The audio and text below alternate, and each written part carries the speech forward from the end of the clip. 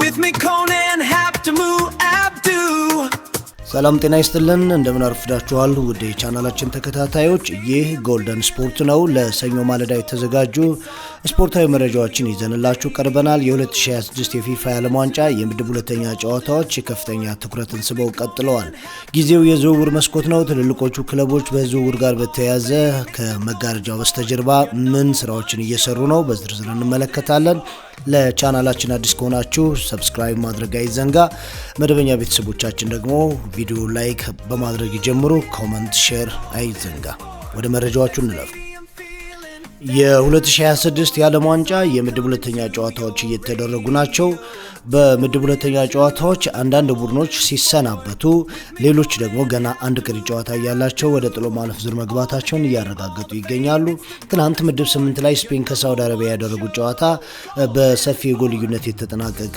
ጨዋታ ሆኗል ስፔን 4-0 አሸንፋለች ላሚን ያማል በዓለም ዋንጫ ታሪክ የመጀመሪያ ጎሉን አስቆጥሯል ከፔሌ ቀጥሎ በዓለም ዋንጫ ላይ ጎል ያስቆጠረ ሁለተኛው ወጣት ተጫዋችም ሆኗል ሳውዲ አረቢያ ትላንት በተለይ ደግሞ በመክፈቻ ጨዋታ ከኡራጋይ ጋር አንዳቻ መለያየቱን ተከትሎ ለስፔን የተሻለ ፈተና ልትሰጥ ትችላለች የሚል ግምት ነበር ነገር ግን ሜዳ ውስጥ የተመለከተው ከግምቶች ፍጹም ተቃራኒ ነበር ሙሉ በሙሉ የኳስ ቁጥጥርም አጠቃላይ ሜዳ ውስጥ ያሉ ሁነቶች ሙከራዎች የቅብብሎች አጠቃላይ ሜዳ ውስጥ ያለን ሁነት የሚገልጹ ቁጥሮች በሙሉ ሳውዲ አረቢያ ሜዳ ውስጥ ስለመኖሯም ጭምር የሚያጠራጥሩ ሆነዋል ስፔኖች ከዚህም በላይ ጎሎችን አስቆጥረው ማሸነፍ የሚችሉባቸው እድሎች በመጀመሪያው አጋማሽ ተፈጥረው ነበር በመጀመሪያ ጨዋታ ከኬፕ ቨርዴ ጋር በ30 ደቂቃ ውስጥ አንድም ኳስ ሳይነካ በመውጣት ከ1966 የዓለም ዋንጫ በኋላ መጥፎ ሪከርድ አስመዝግቦ የነበረው ኦያርዛባል ትላንት ሁለት ጎሎችን አስቆጥሯል 3-4 ከዛ በላይ ማስቆጠር የሚችልባቸው እድሎች ተፈጥረው ነበር መሐመድ አልኦይሲ የሳውዲ አረቢያው ግብ ጠባቂ የመለሳቸው እንዳሉ ሆነው አግዳሚ የገጨበትና ሌሎች ኢላማውን ያልጠበቁለት እድሎችም ተጠቃሽ ነበሩ ላሚን ያማል ነው ቀዳሚው አንጎል 10ኛ ደቂቃ ላይ ያስቆጠረው በመጀመሪያ ጨዋታ ያው ተቀይሮ ነበር የገባው ከፊትነስ ጋር በተያያዘ ነው ሉዊስ ደ ላ ፉዌንት ይህንን ተጫዋች ያላስገቡት ከመጀመሪያው ጨዋታ በኋላ ለነበሩ ትችቶች የሰጧቸው ምላሾች እነዛ ናቸው በእርግጥ በዛም ጨዋታ ላይ ግብ ጠባቂ ቮዥና ነው እንጂ ጎል እንዳያስቆጥሩ ያደረጋቸው በደንብ የኳስ ቁጥጥር ብልጫም ወስደው እድሎችን ፈጥረዋል ግን ግብ ጠባቂው 7 ኢላማቸውን የጠበቁ ሙከራዎችን መልሶባቸው እንደነበር እናስታውሳለን ያው ላሚን ያማል ተቀይሮ ከገባ በኋላ ግን የሚታይ ለውጥ ፈጥሮ ነበር የስፔን ማጥቃት ላይ ምንም እንኳን ጎሉን ባያገኙም ትላንትም ላሚን ገና ከመጀመሪያው ደቂቃ ጀምሮ ነው በሙከራዎች ሳውዲ አረቢያዎችን ሲያስጨንቅ የነበረው 10ኛ ደቂቃ ላይ ቀዳሚውን ጎል አስቆጠረላቸው ከዛ በኋላ ያሉ ሁለት ተከታታይ ጎሎች በ2 ደቂቃ ልዩነት በ3 ደቂቃ ልዩነት 21 እና 24ኛ ደቂቃ ላይ ኦያርዛባል ጎሎችን አስቆጠረ ሁለተኛ አጋማሽ ሲመለሱ ራስ ላይ የተቆጠረ አልሙጥዒብ ነው ራሱ ላይ ጎሉን ያስቆጠረው ግን ማርኮ ኩሪያ አክርሮ ወደ ጎል የመታው ኳስ ግብ ጠባቂውን ገሽቶ ሲመለስ ነው አልሙጥዒብ ራሱ ላይ ያስቆጠረው ስፔኖች በሁለተኛው አጋማሽ የነበራቸውን የኳስ ቁጥጥር ብልጫ ያገኟቸውን የጎል እድሎች ግምት ውስጥ ስናስገባ ከዚህም በላይ ጎል ማስቆጠር ይችሉ ነበር ግን ተጫዋቾቹ ብዙ ኃይል እንዲያባክኑ የፈለጉ አይመስሉም አሰልጣኝ ሉዊስ ደ ላ ፉዌንት ቀዝቀዝ ያለ ሁለተኛ አጋማሽ ነው ያሳለፉት የስፔኖችን መቀዝቀዝ ተከትሎ በሁለተኛ አጋማሽ ሳውዲ አረቢያዎች እድሎችን ለመፍጠር የስፔንን በር አንኳኩተዋል እንዳውም በመጀመሪያ አጋማሽ ሙሉ ያልተመለከትነው ኡናይ ሲሞን ግብ ጠባቂ ሁለተኛ አጋማሽ ሁለት ኢላማቸውን የጠበቁ ሙከራዎች ተደርገውበት እነሱን መልሷል ሌላው እዚሁ ምድብ ላይ የተደረገው የኬፕ ቨርዴ እና የኡሩጓይን ጨዋታ ማንሳት ይኖርብናል ሁለታቻ የተጠናቀቀ ጨዋታ ነው ኬፕ ቨርዴ አሁንም ዓለምን ያስገረመችበት ውጤት ሆኗል በመጀመሪያ ጨዋታ ከስፔን ጋር 0-0 ስትለያይ ግብ ጠባቂው ያው በመላው ዓለም ከፍ ያለ መነጋገሪያነትን እንዳገኘ እናስታውሳለን የገበያ እድሎች ተፈጥረውለታል በቪዛ ዋጋ መወደድ ምክንያት ወደ ዓለም ዋንጫ መውሰድ ያልቻላቸውን ቤተሰቦቹን በዋናነት እናቱን የአሜሪካ መንግስት ሙሉ ወጪውን ሸፍኖለት ወደ ዓለም ዋንጫው እንደወሰደለት እናስታውሳለን ትላንት ደግሞ አሁንም ያ ጠንካራ መከላከላቸው እንዳለ ሆኖ ከኡሩጓይ ጋር ሁለታቻ ተለያይተዋል ፒና መሪ ያደረጋቸውን ጎል ቀድሞ አስቆጥሮ ነበር አራውሆ እንደዚሁም ካኖቢዮ ያስቆጠራቸው ጎሎች በመጀመሪያ አጋማሽ ኡሩጓይን 2-1 እየመሩ እረፍት እንዲወጡ አደረጋቸው ነገር ግን 61ኛው ደቂቃ ላይ ሃሬላ ሌላ ጎል ለኬፕ ቨርዴ ያስቆጥሮ ጨዋታ ሁለታቻ እንዲጠናቀቅ ሆነ። የኡሩጓይ መከላከል የኬፕ ቨርዴ መከላከል በጣም አስገራሚ ነበር። ትላንት ምንም እንኳን ሁለት ጎሎች ቢቆጠርባቸውም በጣም አስገራሚ መከላከል እየተመለከትን ነበር። የሁለቱ ቡድኖች ስብስብ የውድድሩን ልምድ ግምት ውስጥ ስናስገባ ያው ከጨዋታው አስቀድመን የአሸናፊነት ቅድመ ግምትን እንሰጥ የነበረው ለኡሩጓይ ነው። ነገር ግን ሜዳ ውስጥ የተመለከትነው አሁንም የኬፕ ቨርዴን ጀብደኝነት ነው። ሁለታቻ ጨዋታቸውን አጠናቀዋል። ከሁለት ጠንካራ የምድቡ ቡድኖች ጋር 2 ነጥቦችን መውሰድ ችለዋል። የምድቡ 3ኛ ጨዋታ ይጠበቃል ማለት ነው። ሌሎች ጨዋታዎችን እንመልከት። ኒውዚላንድ ከግብጽ ያደረጉት ጨዋታ በግብጽ 3-1 አሸናፊነት ተጠናቋል። ኒውዚላንድ በመጀመሪያውም ጨዋታ ሽንፈት ገጥሟት እንደነበር እናስታውሳለን። ትላንት ደግሞ ግብጽ በመጀመሪያ ከቤልጅየም ጋር አንዳቻ ከተለያየችው ጨዋታ በደንብ እየተሻለ ያደገ ቡድን አስመልክታናለች። መሐመድ ሳላህ ጎል አስቆጥሯል። ጎል የሆነ ኳስ አመሻሽቶ አቀብሏል። የጨዋታው ኮከብም ሆኗል። በጎል ቀዳሚ የነበሩት ኒውዚላንዶች ናቸው። ሰርማን ባስቆጠራት ጎል 1-0 እየመሩ ነበር። ነገር ግን 58ኛው ደቂቃ ላይ ዚኮ ያስቆጠራት ጎል ግብጾችን ወደ አቻነት አደረገ። 67ኛው ደቂቃ ላይ መሐመድ ሳላህ ከዚኮ የተቀበለውን ኳስ አስቆጥሮ ፈርዖኖቹን ወደ መሪነት አመጣ። ማህሙድ ትሪዝጌት 82ኛው ደቂቃ ላይ የግብጽን ማሸነፍ ያረጋገጠች የጎል ልዩነትን የሚያሰፋች ጎል አስቆጠረ። ግብጽ ይህንን ጨዋታ ማሸነፏን ተከትሎ የምድቡ መሪ ሆናለች።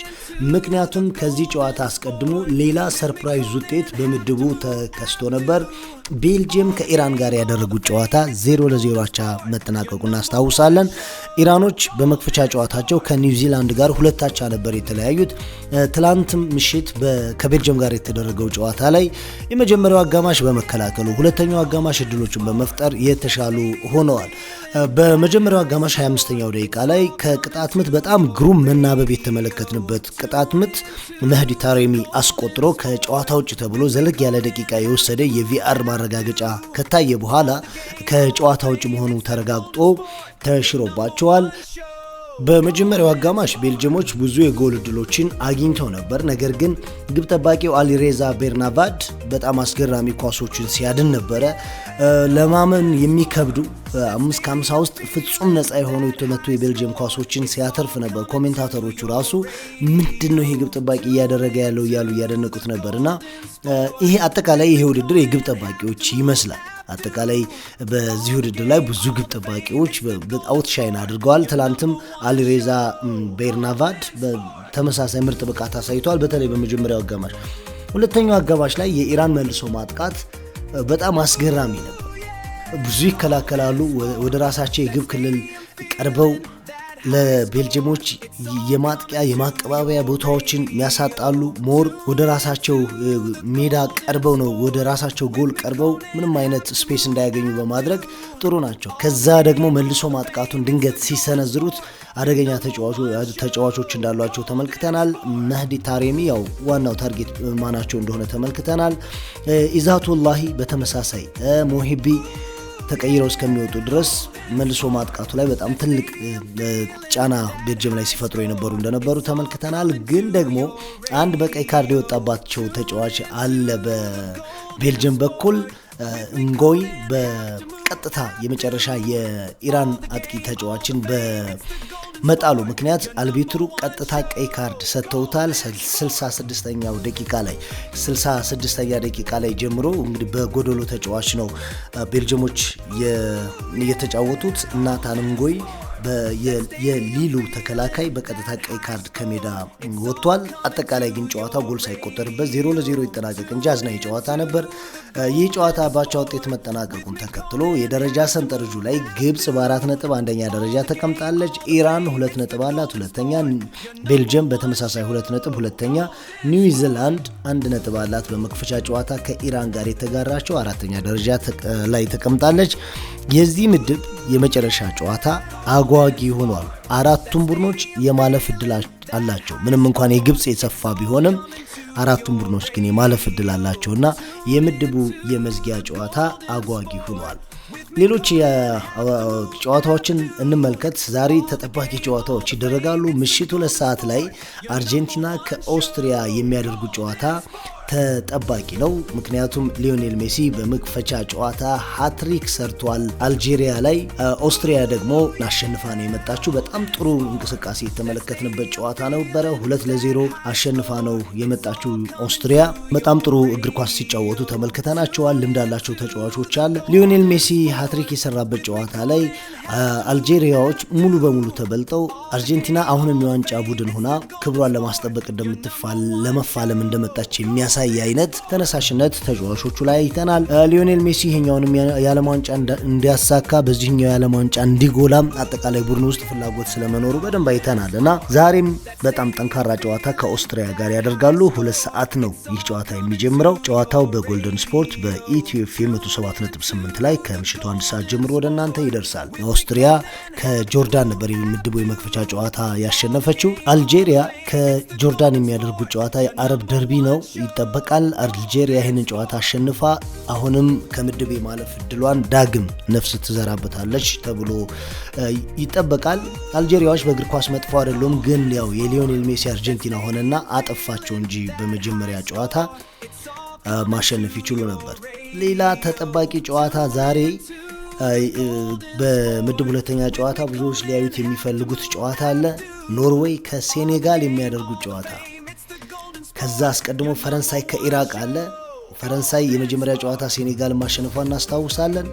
ኢራቅን የምትገጥምበት ጨዋታ የምትቸገርበት አይሆንም ተብሎ ይጠበቃል። በቀጥታ ሊያልፉ እንደሚችሉ ግምት አለ። 6 ሰዓት ላይ የሚደረግ ጨዋታ ነው። 9 ሰዓት ላይ ኖርዌይ ከሴኔጋል ይጫወታሉ። ጠዋት 12 ሰዓት ነው ጆርዳን ከአልጄሪያ የሚጫወቱት። ነገ ምሽት ፖርቹጋል ከኡዝቤኪስታን ተጠባቂ ጨዋታ አለባት። በዓለም ዋንጫው እንግዲህ የሚጠበቁ ጨዋታዎችና የነበሩ የጨዋታ ውጤቶች እነዚህን ይመስላሉ። ወደ ዝውውር ጉዳዮች እናምራ። በዝውውር ጉዳዮች ብዙ ክለቦችን የሚያሳትፉ የዝውውር መረጃዎች እየወጡ እየተመለከትን እንገኛለን። ማንቸስተር ዩናይትድ እና ሊቨርፑል ፌሊክስ ሜቻን ከቦሩሺያ ዶርትሙንድ ለማስፈረም ፍልሚያ ውስጥ ገብተዋል። አስቶን ቪላም የተጫዋቹ ፈላጊ ነው፣ ግን ኒክ ቮልትማደን ለማምጣት እቅድ አለው። እሱ ከተሳካለት ሜቻ ፍላጎቱ ላይ ከወጪ አንጻር ብዙም ላይሆን ይችላል የሚል መረጃ እየተመለከት ነው። ብራይተንም ለሉካ ቡሽኮቪች ሌላ የተሻሻለ ጥያቄ ስለማቅረቡ ሰምተናል። በዝርዝር እናነሳቸዋለን። ጀርመናዊ አማካይ ፌሊክስ ሜቻ በዚህ ዓለም ዋንጫ በጀርመን 2 ጨዋታዎች ላይ በጣም ጎልቶ የወጣ ተጫዋች ሆኗል። በጀርመን 2 የምድብ ጨዋታዎች ላይ ብዙ ክለቦች አይናቸውን እንዳሳርፉበት ያደረገ ፐርፎርማንስ ነው በፌሊክስ ሜቻ በኩል የተመለከትነው። ከቦሩሺያ ዶርትሙንድ የሚለቅበት እድል ክፍት ሆኗል። ስለዚህ ሊቨርፑልና ማንቸስተር ዩናይትድ ይህንን ተጫዋች ለማምጣት ፍላጎት ማሳየታቸው ታውቋል። ገና 25 ዓመቱ ነው። በደንብ ሊጠቀሙበት እንደሚችሉ ፍንጭ የሰጠ አቋም ነው በሁለቱ የምድብ ጨዋታዎች ላይ የተመለከት ነው። ስለዚህ ቦሩሺያ ዶርትሙንድ ተጫዋቹን የመሸጥ ፍላጎት አለ። ተጫዋቹም ከቦሩሺያ ዶርትሙንድ ለመውጣት ዝግጁ መሆኑ ታውቋል። ሊቨርፑልና ማንቸስተር ዩናይትድ የሚያደርጉት እንግዲህ ጨረታ አሸናፊው ማን ሊሆን ይችላል፣ የትኛውስ ክለብ ፍላጎት ጠንካራ ነው የሚለውን በቀጣይ ቀናት የምናውቅ ይሆናል። ኒውካስል ዩናይትድ እንግዲህ ጀርመናዊውን አጥቂ ኒክ ቮልትሜድን ለመሸጥ ፍላጎት እንዳለውና ፈቃደኛ ስለመሆኑም ታውቆ ነበር። የ24 ዓመቱ ቁመተ መለሎ አጥቂ በመጀመሪያ ዓመት የፕሪሚየር ሊግ ቆይታው ብዙም ስኬታማ አይደለም። ኒውካስሎችም ያተረፉበት ዝውውር አይመስልም። ግን ከብዙ ክለቦች ጥያቄ መጥቷል። ክለቡ የመሸጥ ፍላጎት አለው። ቮልትማደን የሚፈልጉ ክለቦችም አሉ። ኤስ በስፓኒሽ ዘገባው ላይ እንዳሰፈረው አስቶን ቪላ፣ ቦሩሺያ ዶርትሙንድ እና አትሌቲኮ ማድሪድ የዚህ ተጫዋች ፈላጊ መሆናቸው ተረጋግጧል። መጨረሻው ምን ይሆናል አሁንም ቀን የሚነግረን ነው። ብራይተን የተሻሻለ ጥያቄ ማቅረቡ ታውቋል። ለክሮሻዊ ሴንተር ባክ ለሉካ ቡሽኮቪች ተጨማሪ ገንዘብን አካቶ ሌላ ጥያቄ ማቅረቡ ታውቋል። የመጀመሪያ ጥያቄው ውድቅ ሆኖበት ነበር። የ19 ዓመቱ ወጣቱ ተከላካይ በብዙ ክለቦች ይፈለጋል። 45 ሚሊዮን ፓውንድ እና በብራይተን የሚሰጠው ግልጋሎት የሚኖረው አቋም እየታየ የሚጨመር ተጨማሪ ገንዘብንም ያካተተ 45 ሚሊዮን ፓውንድ አሻሽለው ስለማቅረባቸው ዴይሊ ሜይል ዘግቧል። ቶትናሞች የመጀመሪያ ሉካ ቡሽኮቪችን የመሸጥ እቅድ አላቸው ወይ ወይም ደግሞ ፍላጎታቸው ክፍት ነው ወይ? ከዛ ደግሞ የቀረበው ገንዘብ ያሳምነዋቸዋል ወይ የሚለው ጥያቄ የሚጠበቅ ይሆናል። RB ላይፕዚግ ከፓሪስ ሰን ዠርመን ለአይቮሪ ኮስቱ አጥቂ ያን ዲያሞንዴ አሁንም የተሻሻለ ገንዘብ ያቀርባል ብሎ እየጠበቀ መሆኑን ቢልድ ዘግቧል። ለዚህ ተጫዋች ሊቨርፑል በቀዳሚ ጥያቄ ያቀረበው 100 ሚሊዮን ዩሮ ወይም 87 ሚሊዮን ፓውንድ ይዞ ሊቨርፑል ያን ዲያሞንዴን ለማስፈረም ጥያቄ አቅርቦ ነበር። የ19 ዓመቱ ኮከብ በብዙ ክለቦች እየተፈለገ የብዙ ክለቦችን ትኩረት የሳበ ተጫዋች ነው። በዓለም ዋንጫውም ያንን አስመልክቶናል። RB ላይፕዚግ የሊቨርፑል 87 ሚሊዮን ፓውንድ በቂ አይደለም በሚል አሁን ፓሪስ ሰን ዠርሜዎች የሚያቀርቡትን ዋጋ ለመስማት ዝግጁ መሆኑ ታውቋል። ፓሪስ ሰን ዠርሜ ፍላጎት አለው፣ ግን ከ100 ሚሊዮን ፓውንድ በላይ አውጥቶ ተጫዋች የማስፈረም እቅድ የለውም የሚል መረጃ ደግሞ ከሌኪፕ ሰምተናል። እንግሊዛዊ አማካይ ኤሊዮ አንደርሰን በእንግሊዝ የመጀመሪያ ጨዋታ ከክሮሺያ ጋር በተደረገው ጨዋታ ላይ ምን አይነት አገልግሎት ለክለቦች ሊሰጥ እንደሚችል በግልጽ ተመልክተናል። ማንቸስተር ሲቲ ለዚህ ተጫዋች የጠነከረ ፍላጎት እንዳለው ጭምር ነው ያወቅነው። በእርግጥ ማንቸስተር ዩናይትድ ነበር ቀድሞ ተጫዋቹን የፈለገው፣ ግን ማንቸስተር ዩናይትድ ገንዘቡ ውድ ነው በሚል ከፉክክሩ ራሱን ማውጣቱ ተሰምቷል። ማንቸስተር ሲቲዎች ናቸው አሁን ተጫዋቹን በዛው በፕሪሚየር ሊጉ ለማስቀረት ፍላጎት አላቸው የተባለው። ማንቸስተር ሲቲ 23 ዓመቱን እንግሊዛዊ ኤሊዮ አንደርሰንን የሚያስፈርም ከሆነ በሱ ቦታ ላይ ኖቲንግሃም ፎረስቶች የ26 ዓመቱን ጣሊያናዊ አማካይ ዴቪድ ፍራቴሲን ከኢንተር ሚላን ለማስፈረም ይፈልጋሉ ተብሏል። ኢንተር ሚላን ደግሞ ይህንን ዴቪድ ፍራቴሲን ለኖቲንግሃም ፎረስት የሚሸጠው በሱ ቦታ ላይ የሊቨርፑልን እንግሊዛዊ አማካይ ከርቲስ ጆንስን ማስፈረም ከተሳካላቸው ነው የሚል መረጃን ጋዜጣ ዴሎ ስፖርት ይዞ ወጥቷል። እና ዶሚኖ ኢፌክት አይነት የተወሳሰበ ነገር ነው። ማንቸስተር ሲቲ ኤሊዮ አንደርሰንን ይፈልጋል። ኖቲንግሃም ፎረስቶች እሱን የሚሸጡት በሱ ቦታ ላይ ዴቪድ ፍራቴሲን ከኢንተር ሚላን ካገኙ ነው። ኢንተር ሚላን ደግሞ ፍራቴሲን ለኖቲንግሃም ፎረስት የሚሸጥላቸው ከርቲስ ጆንስን ከሊቨርፑል ማስፈረም የሚችል ከሆነ ነው። የሶስት ተጫዋቾች ቁማር ይመስላል። ባየር ሙኒክ ከማይክል ኦሊሴን ዝውውር በተመለከተ አሁን ድርድር ለመጀመር ዝግጁ ስለመሆኑ ታውቋል። ሪያል ማድሪድና ፓሪስ ሰን ዠርሜ የ24 ዓመቱን ፈረንሳዊ የመስመር አጥቂ ይፈልጉታል። መፈለግ ብቻ ሳይሆን በግልጽ አቋማቸውንም አሳውቀዋል። ግን ባየር ሙኒክ ተጫዋቹ ኮንትራቱን እንዳራዝምለት ድርድር ለመጀመር ስለማሰቡ ነው የተገለጸው። ወደ ጎልደን ስፖርት ቤተሰቦቻችን ለሰኞ ማለዳ ያዝናቸው ስፖርታዊ መረጃዎች እነዚህ ነበሩ። ስለተከታተላችሁ እናመሰግናለን። ለቻናላችን ቋሚ ቤተሰብ ሁኑ። ሰብስክራይብ አድርጉልን። ለወዳጅ ዘመዶቻችሁ ሼር አድርጉ። ላይክ፣ ኮመንት ማድረግም አይዘንጋ። መልካም ቀን።